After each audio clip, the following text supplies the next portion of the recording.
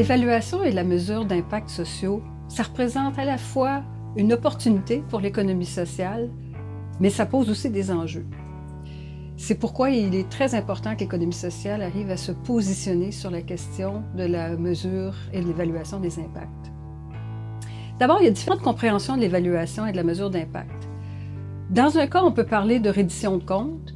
Des fois, on va parler de démonstration du changement que notre action a pu générer.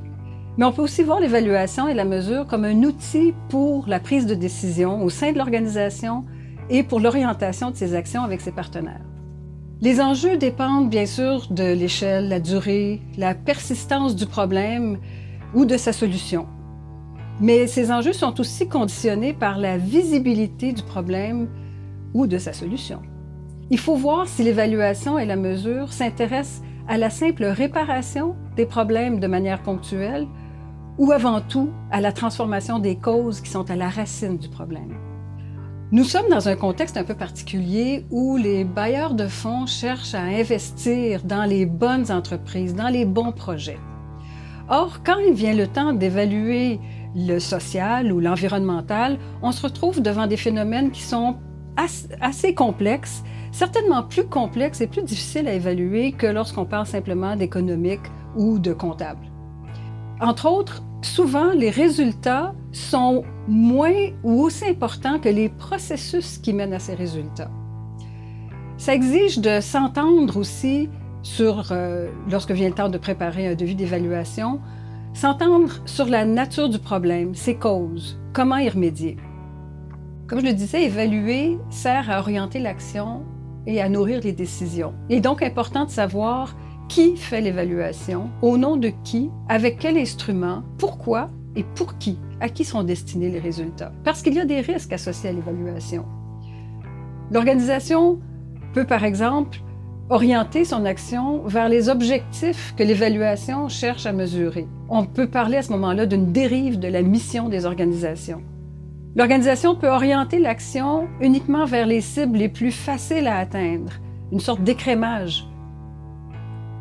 L'organisation peut aussi avoir un biais de sélection en choisissant ses objectifs et ne choisir que ceux qui sont les plus facilement mesurables.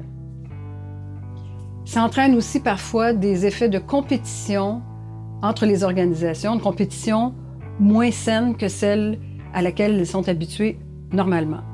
Il faut voir aussi que l'évaluation peut nuire parfois à l'innovation. Comment est-ce qu'on peut savoir à l'avance, quand on finance une approche nouvelle, une approche alternative à ce qu'on sait déjà ne pas marcher, comment est-ce qu'on peut savoir à l'avance comment l'évaluer? Il est important de se doter de connaissances en évaluation. Il n'y a pas de méthode miracle, simple, utilisable par tous, en tout temps. Il faut aussi comprendre que l'évaluation exige d'établir des liens de causalité entre une action et son impact. Or, ces liens de causalité sont beaucoup plus difficiles à établir lorsque de nombreux facteurs sont en jeu, comme dans le cas du social ou de l'environnemental. Il faut avant tout cerner la problématique, son contexte, se dire aussi qu'avec le temps, la problématique et son contexte, et même la compréhension qu'on en a, peuvent évoluer.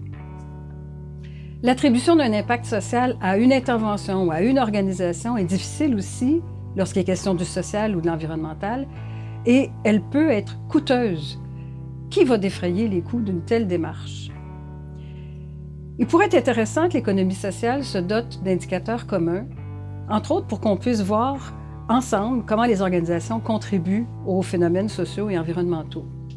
Mais de là à imposer et à standardiser un nombre réduit d'indicateurs, il y a un risque puisque ces indicateurs ne sauraient pas s'appliquer en toutes circonstances.